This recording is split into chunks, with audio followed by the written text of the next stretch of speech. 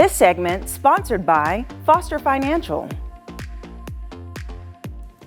Hello and welcome to Money Monday. I am here with Foster Financial's Vice President, Caleb Doane, to get some really great financial advice. Hi, welcome. Thanks very much. Yes, okay, so on Mondays we focus on women's financial benefits and ways that can really help them, especially during retirement time. And today, what are we going to discuss? Yeah, so I saw a stat the other day that talked about how women are typically spending 20% more than men on out-of-pocket medical expenses in any given year. And so I thought it would be helpful to kind of focus on some of the sort of retirement planning techniques that we use specifically for medical expenses. Okay, great. So with the healthcare expenses, why do you think it is that women pay so much more?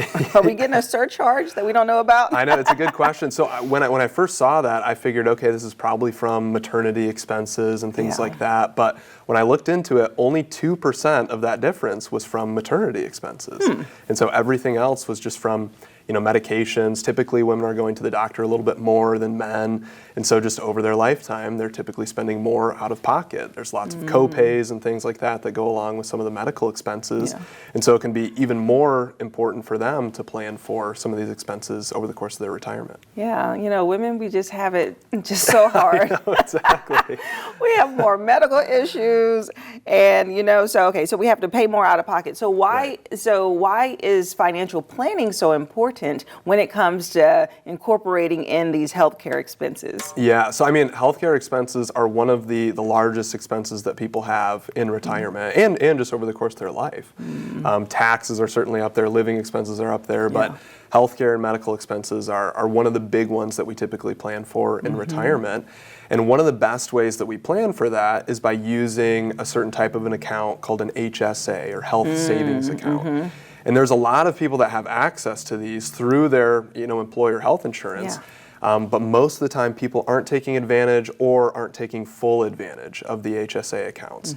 They're tax advantaged in many different ways, but a lot of times people aren't really using it to its full capabilities. And so I thought it'd be helpful to talk about that. Yes. Okay, so HSA accounts, the health savings accounts, it really does make a way if someone wants to contribute towards their healthcare treatment, right? So you take a part of your payroll. Can you break it down in case someone isn't familiar with it? Yeah, so the HSAs are what they call triple tax advantaged, essentially. It's one of the most tax advantaged accounts out there. Okay. So when you contribute to the HSA, you get to write it off on your taxes in the year that you contribute. So, you made $80,000, you contributed $5,000 to the HSA. Your W-2 at the end of the year only says $75,000. So you get a tax break, you don't have to pay income taxes on the money that you contributed.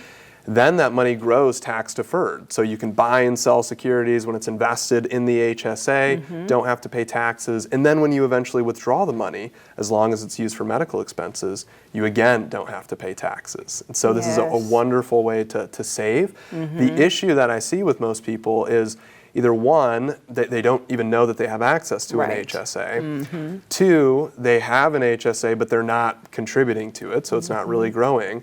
Or three, they are contributing to it, it's growing, but it's not invested. And so it's just sitting in cash in the HSA. So people will contribute $5,000 to the HSA, but it's just sitting there in cash. And so a year from now, it's still $5,000. So what can you do with it? You can actually invest it. So you could put it in CDs, a very conservative investment, so it's at least earning interest.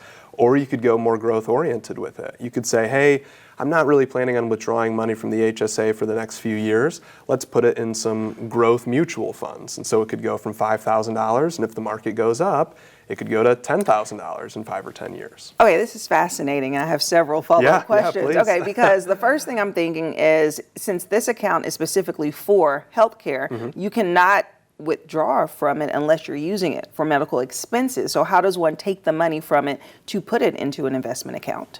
Yeah, so you're saying if it's invested, how would you eventually withdraw it and use it for expenses? If you're putting $5,000 into your HSA, how do you transfer that essentially into an investment account if you cannot touch it unless you are paying medical expenses from it? Yeah, so it can actually be invested right inside of the HSA account. So there's a lot of HSAs that you can leave it in cash, but they also say, hey, we have these different investment options. It stays right inside the HSA. You're not taking it out of the account. Okay. It's staying right there, but it can be invested while it's in that account. And so then it can be invested. If you ever need to take money out of it, you simply sell out of some of the investments, transfer the cash to your checking account, and then save the receipt for your medical expenses to make sure that you get reimbursed. Okay, and lastly, Caleb, what is the maximum contribution that one can put on this account? Yeah, so for somebody who, you're a single person on your high deductible health plan, which has the HSA, I think it's $38.50 for 2023. If you have a family on your HSA plan, I think it's $77.50 for 2023.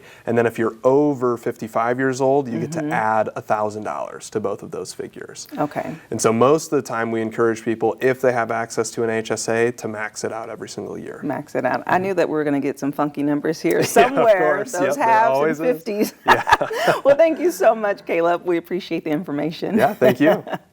And if you would like more information about Foster Financial, we'll have their phone number listed below, and I'll see you after the break. This segment sponsored by Foster Financial.